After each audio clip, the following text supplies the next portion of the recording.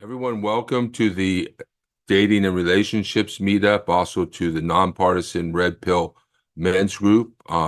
Today, we're going to be talking about monogamy, and particularly monogamy in a post-feminist world. I put in a modern world, but really we're talking about a post-feminist world and how to get to monogamy. We're doing a book study on Rollo Tomassi's book, The Rational Male, and I will put the text up on the screen, and then we will go ahead and read it together. And we're reading the section on goal-state monogamy, monogamy as a goal versus as a product of dating non-exclusively. And so we'll start, and then after that, we'll open it up for discussion. And the discussion is open to whatever you want to talk about related to monogamy or to dating or to relationships. Sometimes we can get a little off, help some people out. So it looks like we're ready. So what I'm going to do is let's see, anything else I want to tell you about here before we get started. Yeah, remember, you can register for these programs at tinyurl.com/redpillmen. And you can join this conversation if you're listening to us watching us on Facebook at tinyurl.com/redpillmen. Also, there's two things I'm thinking about doing. One, I'm probably going to make some t-shirts, and you can give me some feedback on this with our emblem on the front, and then on the back, maybe a saying, Mitgao or don't pay women for that. Let's see. So that's one thing, getting some t-shirts, raise some money. And then the other thing possibly is doing in November a Sadie Hawkins type party where we're going to try and get the women to take the initiative, buy him a drink, get his number, take him home, So, but right now, let's just start. Let's see, what have I got here? All right. So plate theory number 4, goal-state monogamy. Whenever a guy uninitiated to the concept of spinning plates reads the theory for the first time, his first response is usually rejection of it, because it conflicts with what I call a monogamy as goal mindset. Understand, this is always going to be a tough stretch for any guy still plugged into the feminine matrix, but it's not limited to them. It's also the natural guy who doesn't have much trouble attracting women. A male-specific monogamy as a goal mindset serves the feminine imperative, but it also has roots in our natural desire for security. So it makes anything even remotely like plate spinning counterintuitive.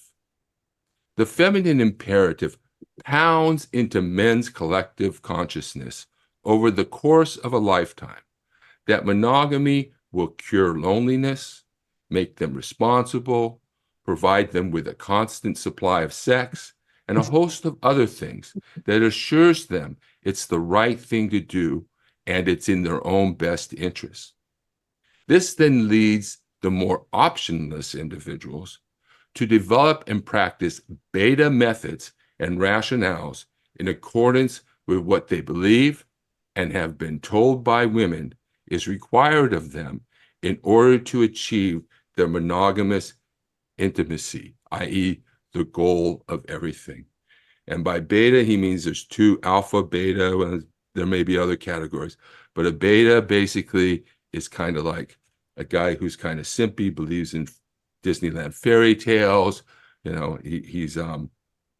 And basically money is his main tool, one of his main tools. So understandably, when the principle of being non-exclusive is presented to them in a rational way instead of a ridiculed way, as it is normally passed off as, it conflicts with this perceived path to happiness and monogamy.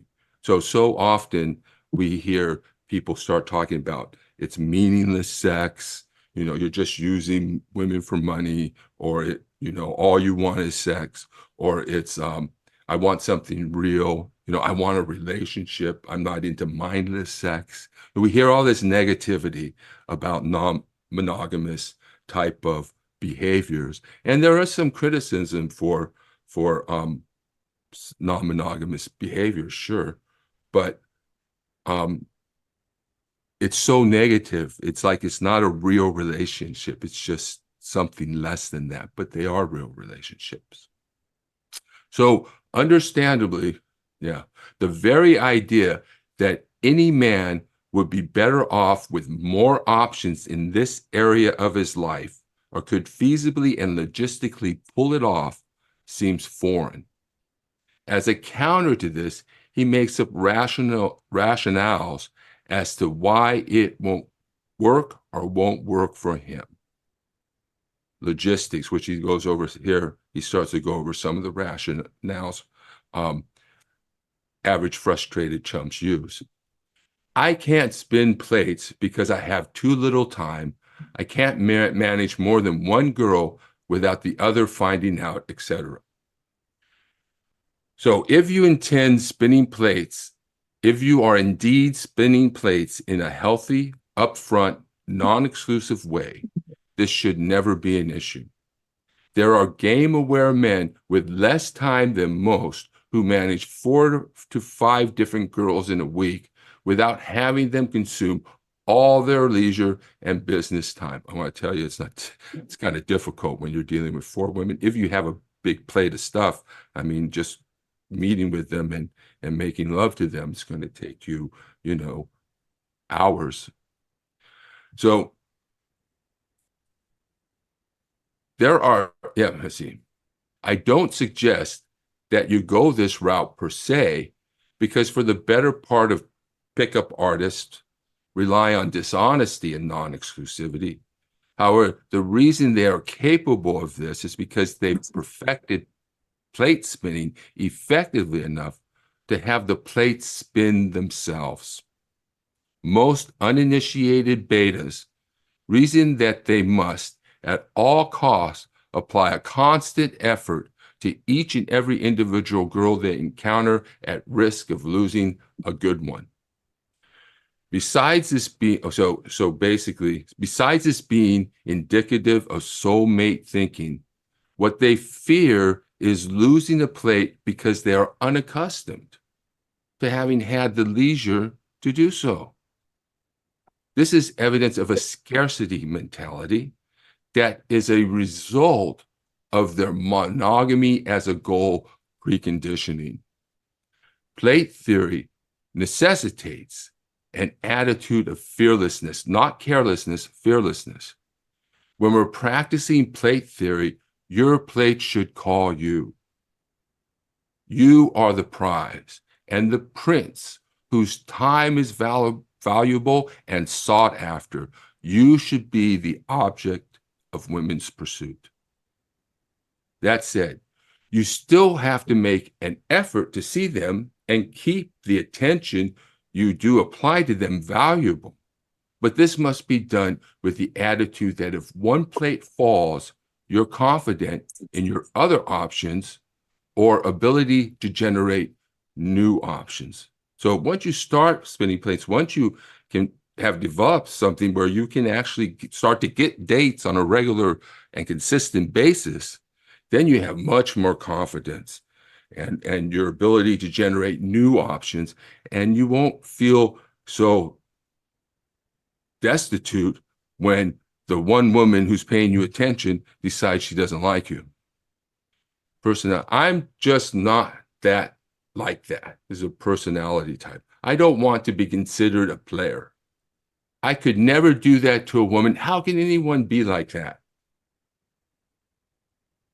This rationale is a common one and not limited to chumps. There are plenty of otherwise confident, positively masculine men who still think they owe it to a woman to allow them to set the frame in their relationships without any fear of competition anxiety. So when he says set the frame, that means, a woman's supposed to enter into a man's frame, into his life. That's the way most women are. And so when you start having a woman start dictating that you're entering into her life, then she's having control. You're not the leader. She starts to lose attraction for you because you're not the leader. You're too easily manipulated. You're just a nice guy. And probably don't have any other options if you allow that to happen. Players are men who are dishonest. They are not spinning plates because they are isolating each plate independent of the other. And this goes back to logistics. Of course, you can't find time for anything else if all you do is try to coordinate each individual story with each plate for fear that they will discover each other. The plate spinning man, on the other hand, has no need for this because he never implies exclusivity to any plate. Either they accept this or they're not a plate to consider. Done in a frank, honest, yet indirect way, you will not be a player, and you will establish yourself as a man whose attention is worth a woman competing for. And this is one of the primary rules we hear all over and over again. Women would rather share a successful man, or I might say a high-value man, than to be saddled with a faithful loser, a low-value man who's very faithful, but he's not high value. And this perfectly sums up plate theory versus monogamy as goal mindsets. Men, in general, gravely underestimate the power of female competition anxiety and how useful it really is. As I'll illustrate next, women are natural plate theorists. If they're going to be telling you, oh my God, why are you doing this? Why are you doing this? Why are you doing this? But all the time they're doing it themselves. They don't have to pay for a lot of dates a lot of time. That allows them to date endlessly. Men, our resources will limit our ability to date. And that's why I ask women to pay now, and at least their fair share. So they are accustomed from a very early age to mitigate multiple sexual interests. They simply learn how to balance their indirect communications with that anxiety in their own plate spinning. Anxiety in women is good for men. Even when they make no effort to use it or would never consider it if they knew its usefulness, it is always present. Everything a woman does on a daily basis is colored by competition anxiety, makeup, clothing, shoes, the shoes, indirect communications with men and women, social contrivances, which women use to manipulate and deceive men, comparing and evaluating dates and possible suitors. Everything is born from this competitive desire to achieve security with the best possible guy and make damn sure that the girl next door doesn't get him first. And that's because women are really competing for a smaller, ever-decreasing group of men as women become more financially secure and equal to men financially. When they're looking for men who make more money than them or have more than them, they're competing for an ever-shrinking pool of men with multiple women. And this results in the hookup culture, which is another word for polyamory. Now, this anxiety is analogous to men's consummate fear of rejection and all of the myriad rationales he will create and the buffers he'll devise to avoid it. Bear in mind that monogamy is a dictate of the feminine imperative. The feminine imperative is to secure the best possible genes while at the same time securing provisioning and protection and power and status. So bear in mind, and buffers are things we do to kind of mitigate the pain, texting and on these social apps. It mitigates the pain of rejection. So bear in mind that monogamy is a dictator of the feminine imperative. It is the social contract that the feminine ultimately needs in order to quell a constant desire for security in a very chaotic world. When you are predisposed to monogamy as a goal thinking or trying to break yourself of this, understand that this is a tool of the feminine imperative. That's not to discount the overall merits of monogamy, but it is to make you aware of how it's acculturated into men as a responsibility to providing monogamy. Men who find themselves in a state of internal conflict about abandoning monogamy as a goal are really confronting a fundamental shift in their prior feminine conditioning. All right. Hey, Clint, how you doing? Looking sharp there, buddy. Glad you can make it. Last week, I forgot to record it, so I didn't have any material. I got a number of chats here. Okay. Okay, so Joe Na says, do not want to get married. To want multiple relationships is fine and natural, but it's also natural to want just one person to love and care for you out of the rest. Do not want equals to not want. Okay, right then, right. They only value monogamy when Chad is the one offering it to her. That's a very good point, Jay. And all right, so just raise your hand or open your mouth and turn on your mic. And if you would, it would be great if you would turn on your camera so we can get a picture. We know that this is going live on Facebook, I believe it should be. I thought it was. And it's being recorded, I hope. Yes. So, but feel free to comment. Okay, Joe, let's bring you in. And if you want to turn on your camera, that would be great, Joe. But go ahead, unmute and make your statement, ask your question. All right. I like the fact that you make the distinction between a plate spinner and a player, because even notwithstanding the female anxiety that you're talking about, it's just plain honesty. You just tell a woman, "I am dating other people," and if she says, "Well, I like to be exclusive, and what about sex?" Well, I'm wearing a rubber. I'm not going to infect anybody. And I personally show a condom to a woman that I've had sex with so that I don't have to have her say to me in the future, "I don't have my period." Well, no, there's no leaks. I don't want to hear it. So it may not be romantic at the end, but it saves me from anxiety. But I don't like being a player. And if a woman says, well, then I don't think we can date, then you have to say, okay, see ya. Right. What I've done is well, obviously when you have all these plates that you're spinning, woman says, well, I don't want to have sex unless we're in a committed relationship. I say, okay, great. We don't have to have sex. I date some very religious women. I've met a couple very religious women. I know they're kind of going to be like that. But at the same time, there's a whole bunch of problems, but I'm thinking maybe I need a religious woman like my mother. But so I think that's great, Joe. I think that's right. And there was another thing I was going to say, but I forgot what that was.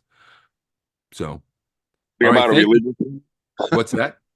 Something about a religious woman, maybe? Yeah, well, some religious women, they have these religious beliefs and so forth. And really, one of the problems is they're going to have to be beautiful for me to hang around. and they're not going to get Saturday night and Friday night generally. You That's right. Right. I'm going to try and reserve those nights for women who have demonstrated interest in me. And You yeah, know what there's I don't like though? I don't like the fact, and it's true, that the competition between women to have a guy is one of the major motivations, as opposed to a sense of responsibility and liking the guy for himself. Mhm. So instead of taking a look at the guy over there and saying, well, you know, nobody else likes him, so why should I? The girl should say, nobody has him. He's a terrific guy. I'm going to get him. But they don't have that mindset. Mhm. Yeah, and I think that they should have just, be more open, be more open to sexual encounters with the men you date because like Jay said, you know, there's men who pay and men that women pay and then men who don't have to pay. And I often say I'm not going to be the man who pays. And so is this rule what is monogamy in that context? And Well, even not even monogamy, because I don't pay either, and I let it be known. You know, if you some women have said, "Hey, let's meet up, let's have coffee," and you know that they want you to pick up the check for the coffee and the sandwich, and I don't do that. And mm, I let people know up front, hey, we should go Dutch. If I hear any objections about it, you know, I might give it a two minute type of mm, attention. I thought you were strong and independent. You have your own car, you've got your own job, you've got your own house, you've got your own apartment, and you want to be my equal, except of course in physical strength, but yet you don't want to pay. And they might say, well, you know, the person who asked out on the first date, they're the ones that's supposed to pay. I say, that's your rule. It's not my rule. yeah, yeah. I'm glad you can do that, Joe. I have some difficulty doing that, but I talk to women and sometimes I'm telling them now that I'm not looking to financially support a woman for the rest of my life, and I really don't want to pay for everything. And sometimes I get a positive response, and sometimes I get a negative response. But what I find is that um, it's the line between whether I get a negative response or a positive response is usually on beauty. That I have trouble finding a beautiful woman because they seem to expect more in that range. I have a joke, because women always sort of are looking for you to pay in one way or another. So I'm lucky that I'm okay with having sex with old, fat, and ugly women, or I wouldn't be having any sex at all. Let me tell you something. Even if you were rich, had status, and could attract a woman, you would still have the same attitude from them as you would from the fat and ugly woman or from the sevens that you may be dating now. Because all women want a man, as you were talking about before, who makes more money, has more status. They even wrote about it 20 years ago in a magazine. I clipped out the article. That's the way they are. So it Yeah. doesn't matter about how much, you know, if you're attracting the sevens. If you had an eight or a nine, they would still be the same way. And you'd still have to tell them, you're strong and independent. I want you to pay. What's the problem? If Yeah. they object, they're parasites. Simple. Yeah. And the one of the things that is very in this modern world, in this post-feminist world, in a world of financial equality, where I've already mentioned about the shrinking number of men who qualify for to be in that type of relation, who actually have more money. And it gets even worse the older a woman gets because the older women have more. I mean, why would I have a relationship with a woman my age and have to pay the same and do the same stuff as I would do with a woman that's 30, or Of 20 course. younger than me, you know? You know what? And you talk about the problems for women who are getting older. Have you heard about Al Pacino and his particular problem? I don't remember it, but I know there is some problem there. Why don't you fill us in? Well, he's 83 years of age. He Uh-huh. married a woman, I think is either 30, 25, 30, 35, still substantially younger. They have now, well, this happened about a month ago. So now the baby is 6 months old. She divorced him. Guess how much money she's getting from him? Well, I'll tell you, I don't have people might get. She's getting $4,000 a month child support for a 6 month old. Yeah. Now that's a problem. And poor Al. I mean, take a look at poor rich men. They're so stupid. They marry you the first time, the second time, the third time. Yeah.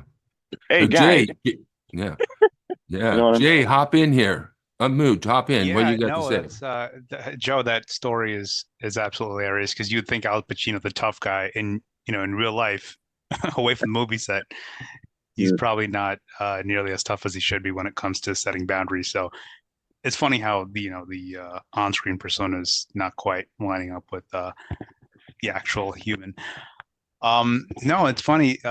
It's funny. The whole dates thing is interesting because now we're in this kind of changing of the norms and like, yeah, both genders have equal pay and all that, but there's no equal, rights when it comes to the dating world. So I think it's more important than ever that men set the boundaries up front. And I think it's it falls on the men's shoulders to set the tone up front.